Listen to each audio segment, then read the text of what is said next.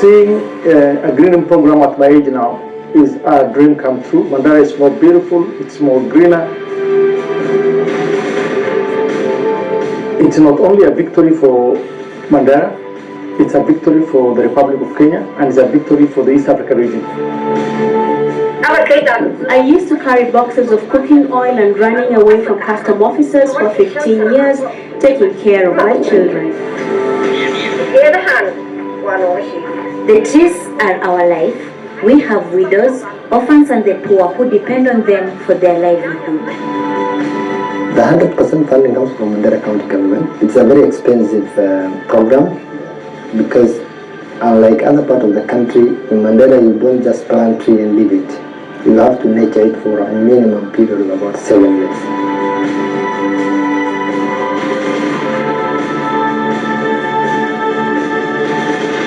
Thank you very much. And when you ask question, how many of the audience went to Mandera?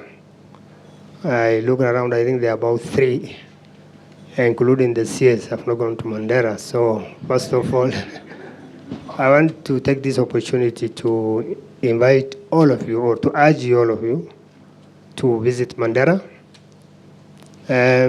Because unless or until you visit a place, it's very difficult for you to know what it is.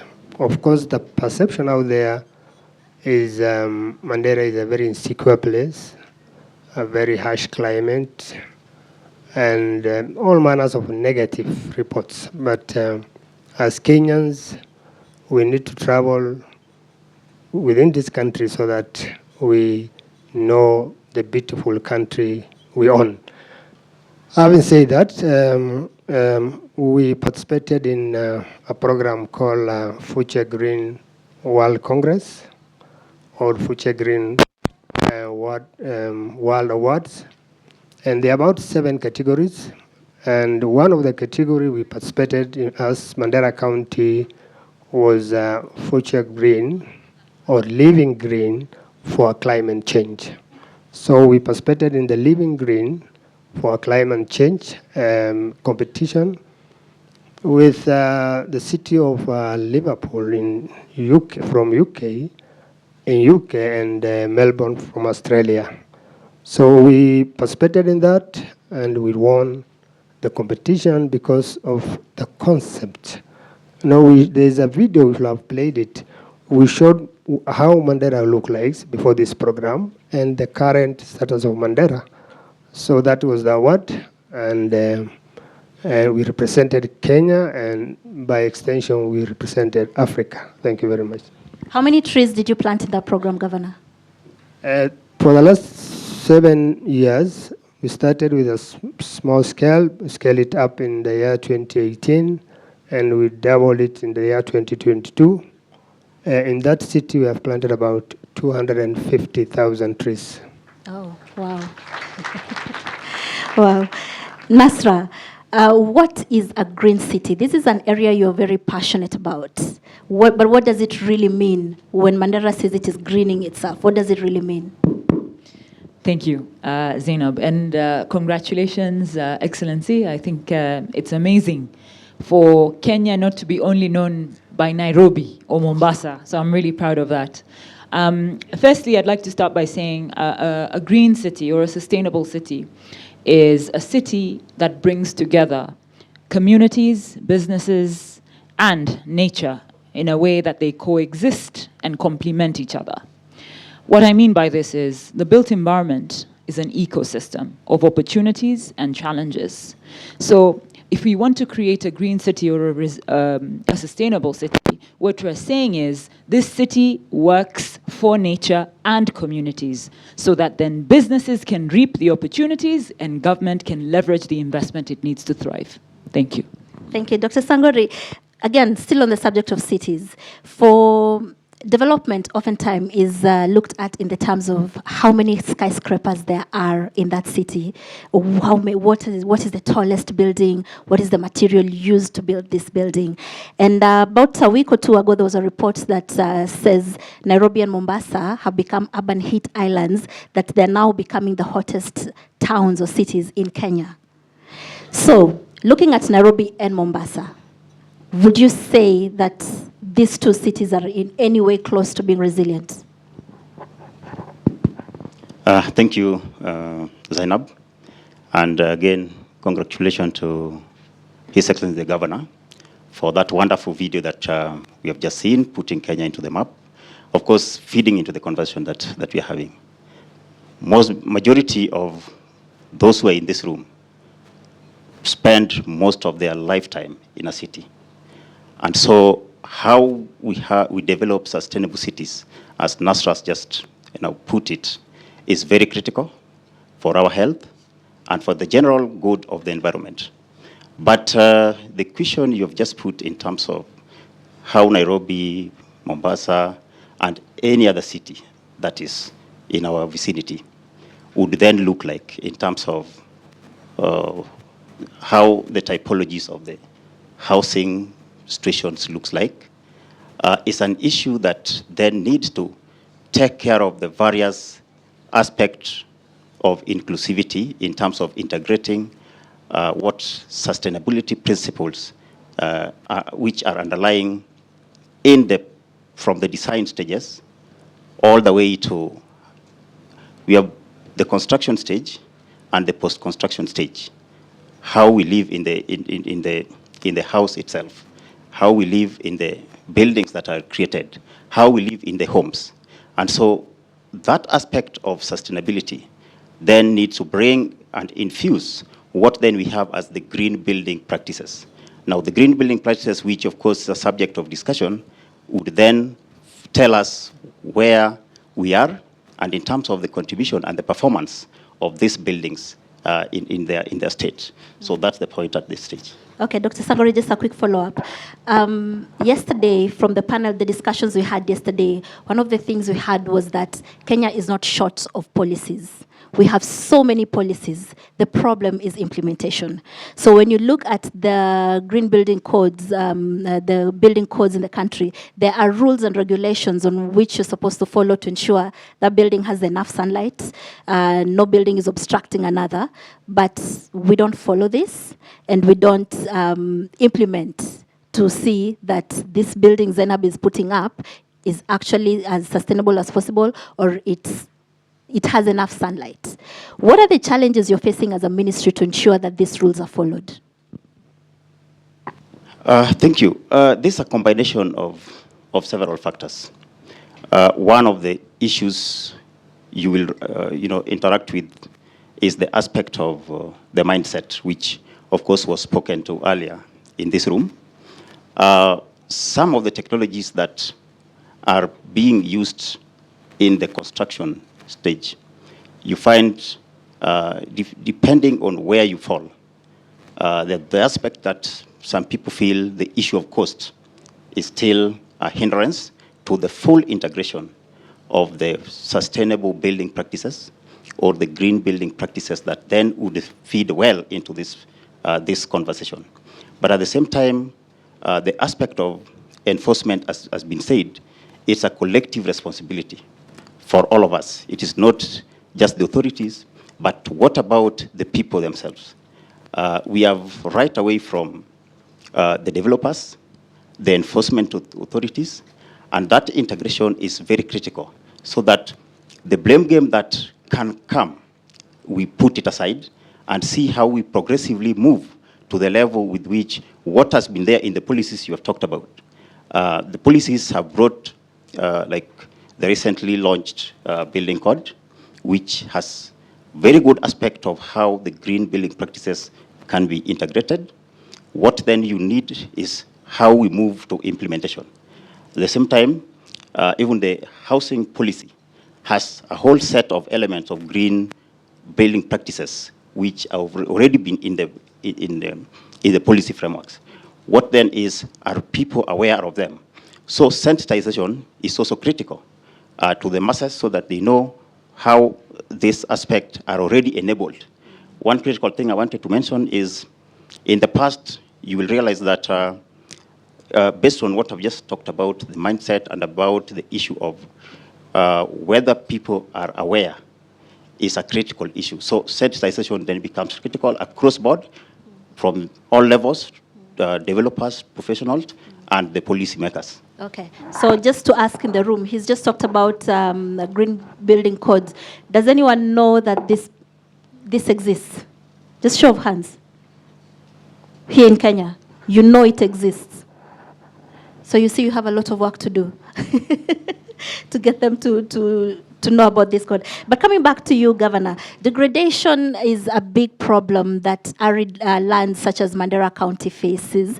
Degradation and erosion, a big problem that you face. And one of the key drivers of this is seen as pastoralism itself, the overstocking and things like that. So when implementing this project, to get the people to plant the trees to rehabilitate the land, did you face any challenges with that?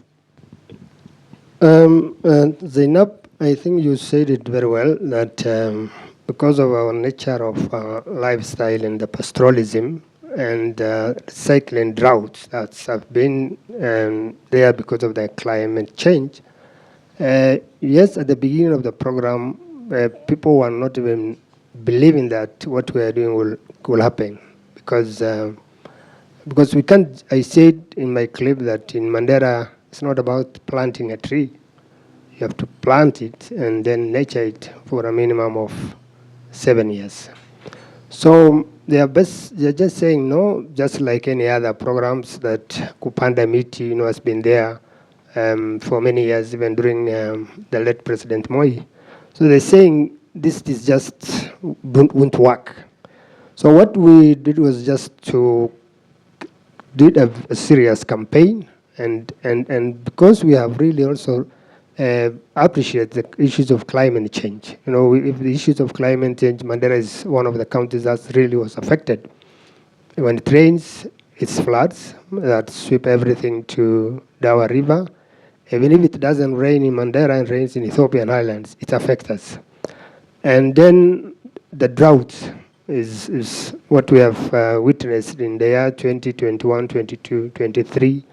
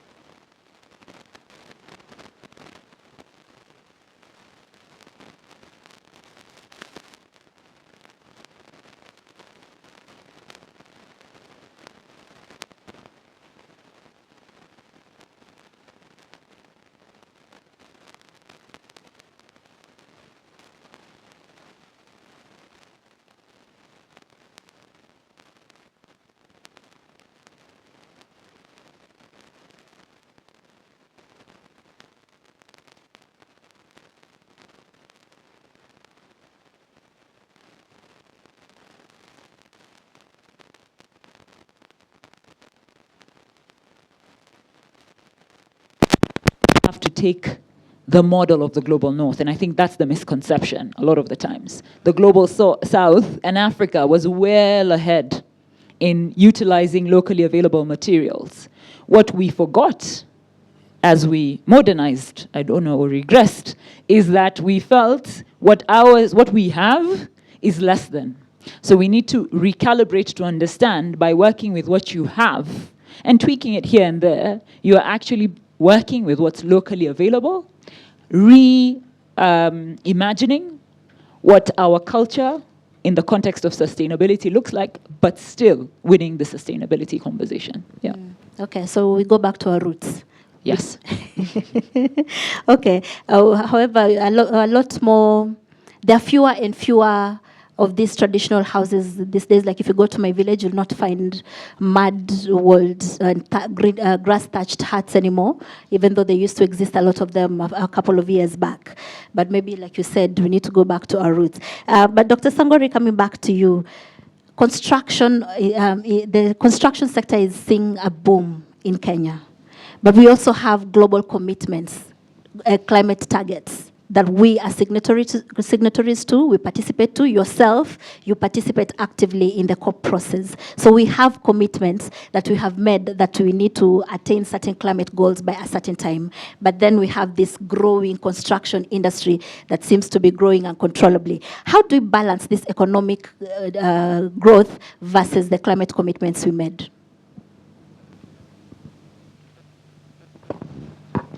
Thank you. In terms of the climate commitments, now the climate commitments, we also look at them in terms of other international obligations. Now, one of the key international obligations is the SDG. So in the city, for example, we are focusing on SDG 11, on sustainable cities and communities. But at the same time, we have other commitments, like the New Urban Agenda, which is agenda setting for the 20-year cycle. Right now, we are talking about the New Urban Agenda, which is Habitat 3, running from 2016 all the way to 2036, just to mention a few. But then combining this with now the aspect of the Paris Agreement, which is, of course, is what is guiding the global conversation on climate change at the moment. But this, put into that, and the principle of leave no one behind is also there. Leave no one behind, leave no space behind. And so, looking at all this, the balance has to be there. But, Zaynab, you will recall that we are in the African context. And what are we saying in terms of the obligation which is there?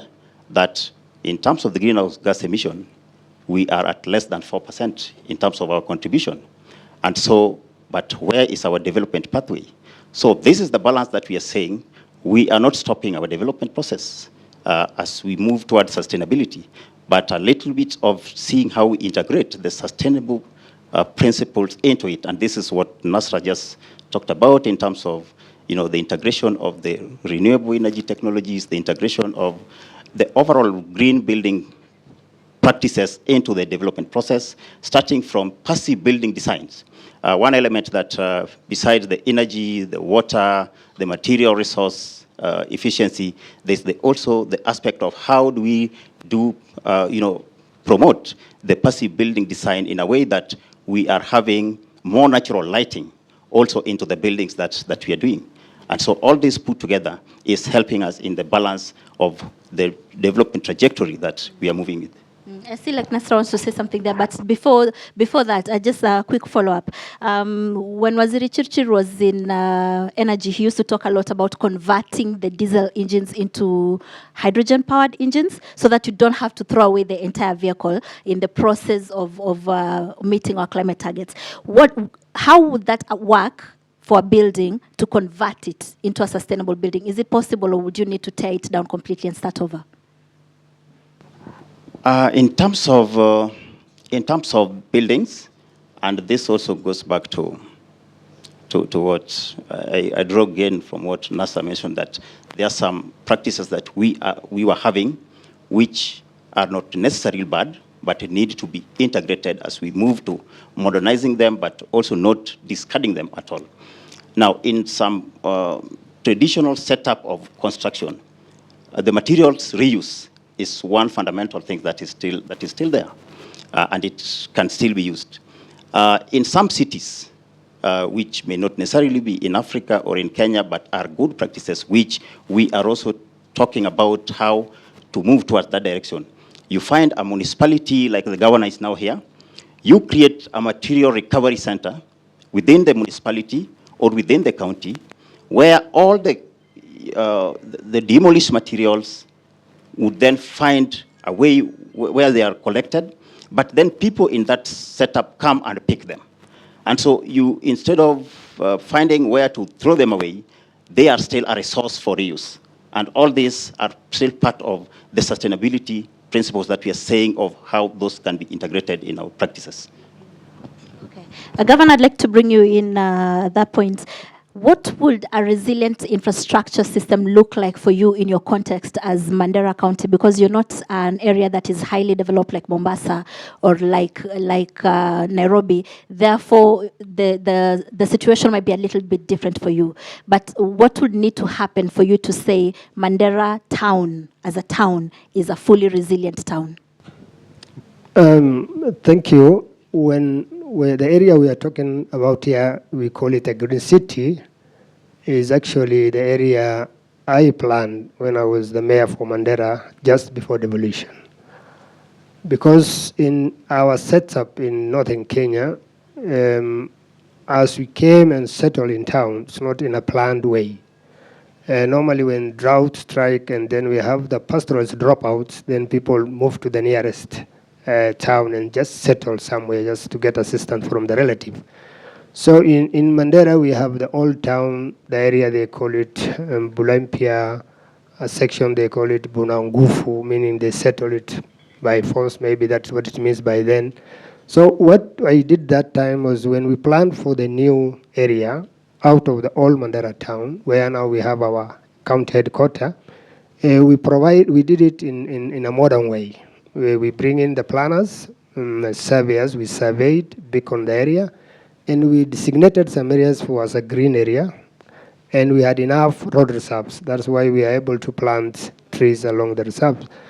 And for me, what I can call a green city is a city, when the place we went, the Utrecht city, the level of advance, the way they have advanced so far is now, they're even demolishing some sections of tarmac road and then turn it to green.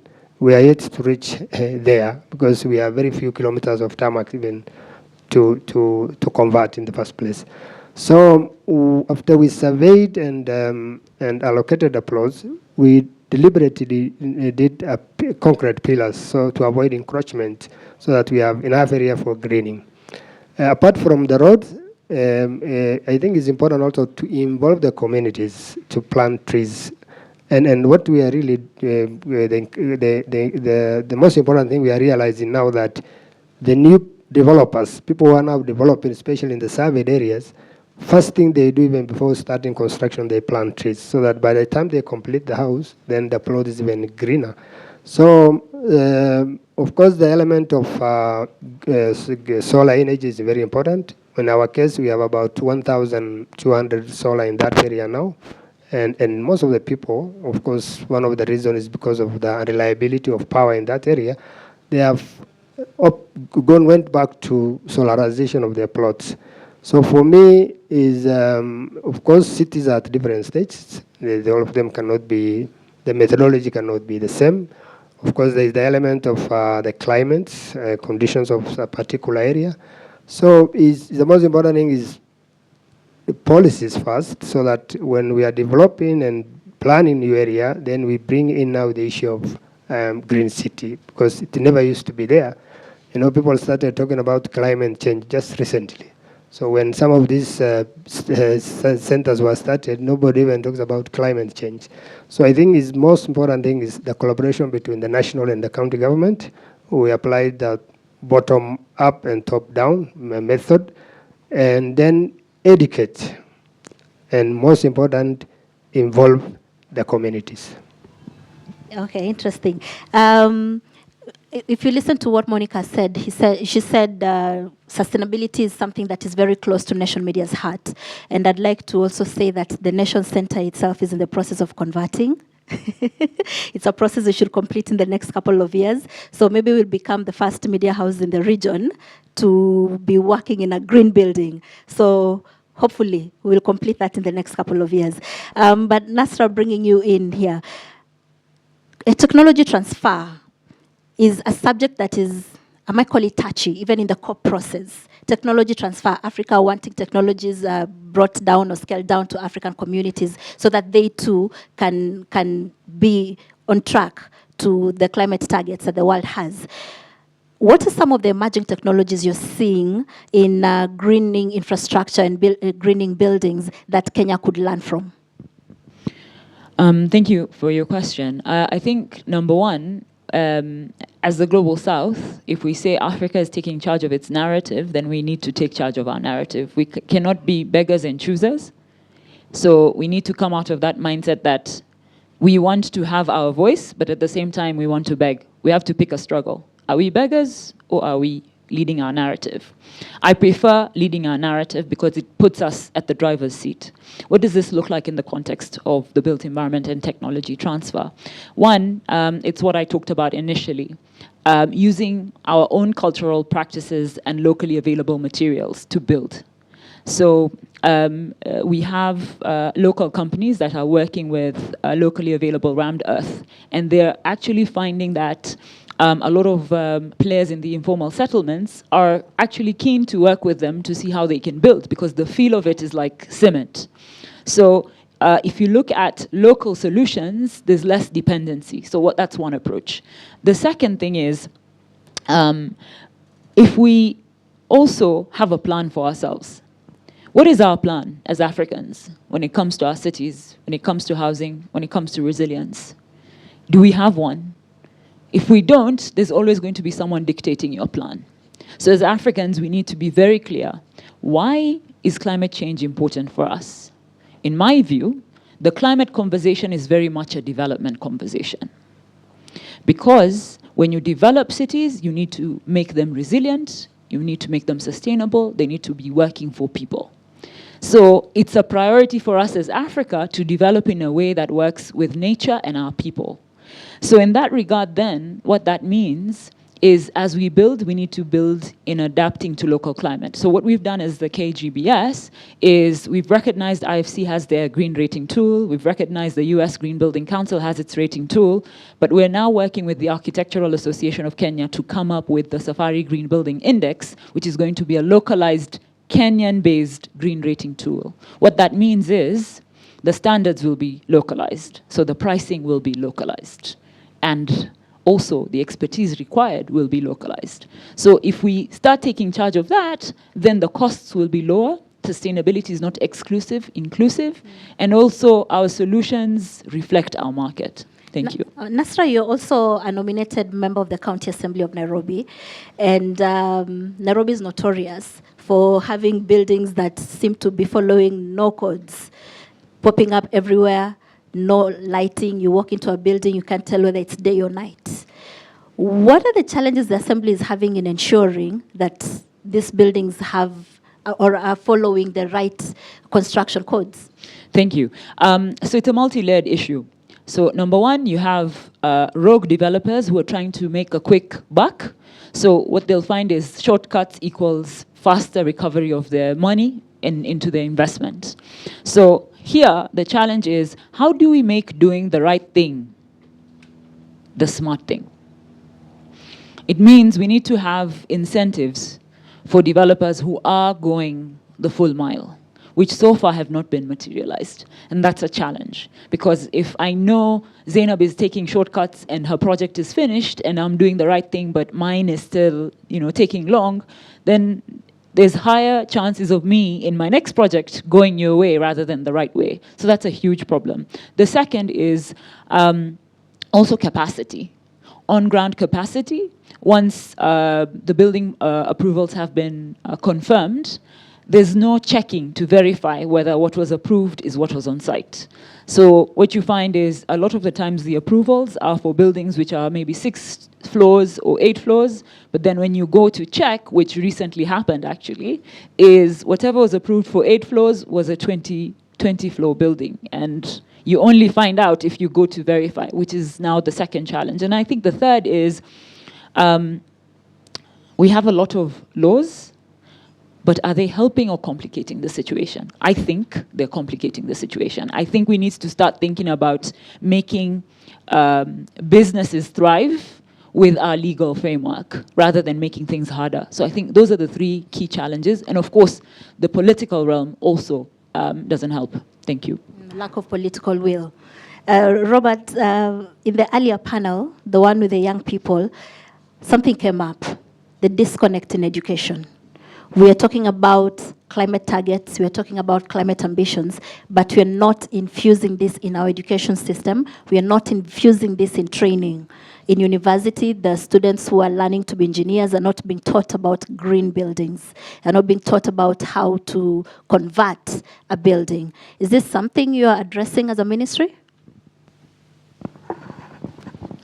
Yes, allow me to, before I come to this question, just to add one point to the earlier question on the technology transfer and the international conversation, the COP process. When the CS was talking earlier in his keynote address, he gave vivid example of the challenges that as a country we are facing. When the rail transport system is affected by these sudden changes due to climate change, how are we addressing it? And so you find that one of the key issue in the negotiation is around the means of implementation, which borders around finance, capacity, and the technology transfer.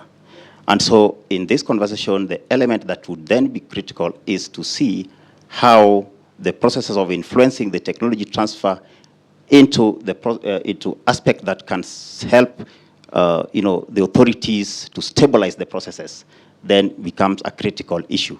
But not picking that technology as it is, but localizing that technology in the local context to the prevailing conditions and circumstances. And so back to the issue of the sustainability and education.